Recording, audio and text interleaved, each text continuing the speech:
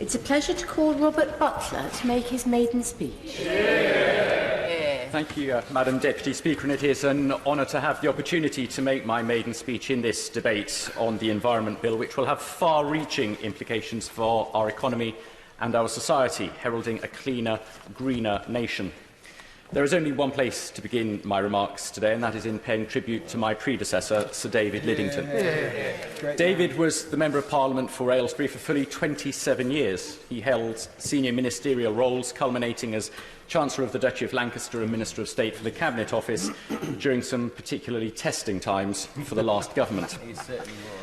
Now, whenever I mention David, the response is the same.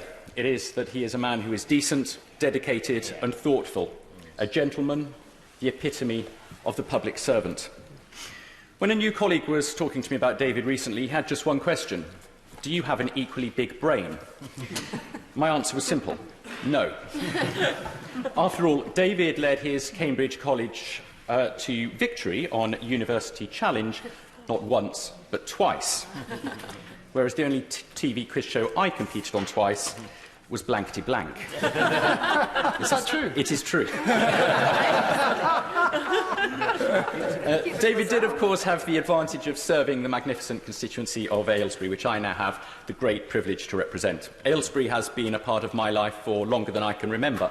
I was born in the Royal Bucks Hospital in the town, and my first home was in Bedgrove. My roots in the constituency go back even further. My great-grandfather was the village blacksmith in Bledlow Ridge.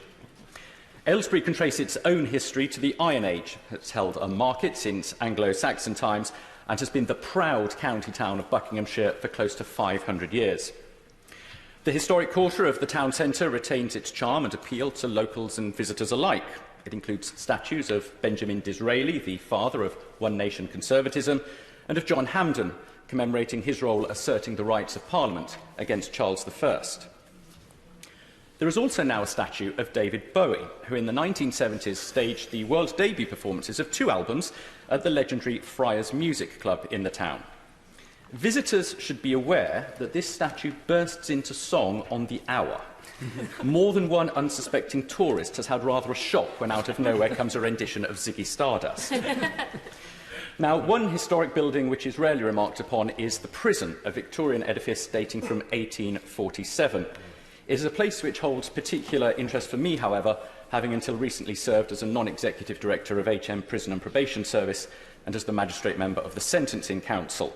And I hope to continue this work in Parliament, focusing particularly on 2 themes: making our prison estate fit for purpose and putting victims right at the heart of the criminal justice system.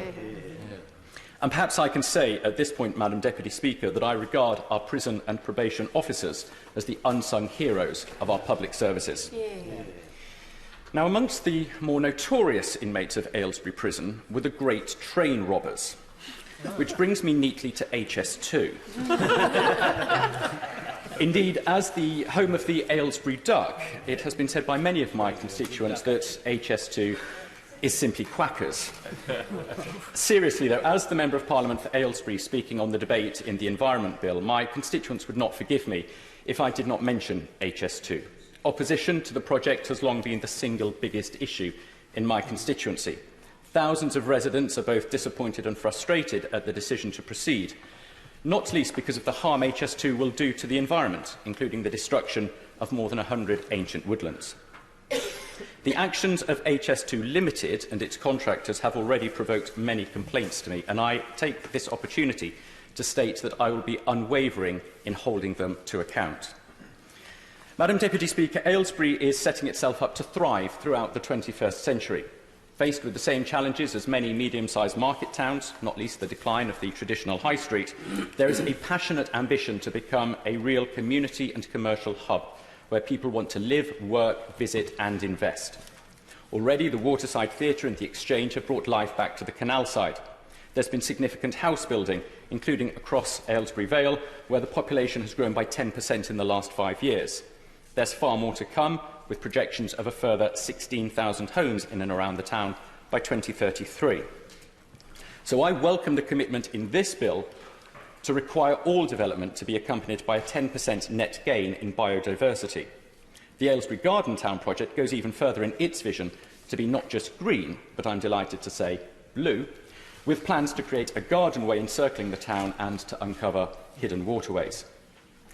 The people of Aylesbury are rightly proud that it was the birthplace of the Paralympic movement, and they now have pioneering plans to make the town fully accessible to all. But, Madam Deputy Speaker, there is much more than just the town of Aylesbury in the constituency. About a third of its population live in villages and hamlets, wonderful places such as Wendover, Stokenchurch, Aston Clinton, Weston Turville and Hewenden. Two-thirds of the area is agricultural. I've already very much enjoyed meeting farmers in the constituency, and not just because they agreed to put up gigantic posters of me during the election campaign. Many of those farmers are enthusiastic about the Environment Bill. They recognise their unique role in the stewardship of the land and preservation of the countryside. And I am confident that this bill will enable our farmers to ensure our food security and run sustainable businesses while playing their part in ensuring the highest environmental standards. The farms, the villages and the hamlets lie in beautiful countryside, but they face the same challenges as many other rural areas, including access to health services, buses and broadband. And although Buckinghamshire is often regarded as affluent, my constituency also has pockets of deprivation, and I will strive to ensure a fairer deal for everyone I represent. Because, Madam Deputy Speaker, like each and every one of us in this chamber, I am only here because of my constituents. As a former journalist, I am acutely aware of the need for accountability to them and to the public in general. Politics has not had a good press in recent years, and it is beholden on us to improve that. Not for the sake of a good headline or hundreds of likes on a tweet, but in order to rebuild faith and confidence that our institutions and representatives truly uphold democracy and to deliver in the best interests of all the people.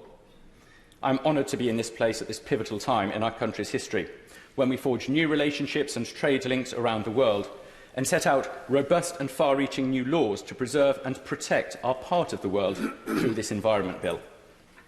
And so I conclude by expressing my sincere gratitude to the people of the Aylesbury constituency for putting their trust and faith in me to represent them here. Yeah.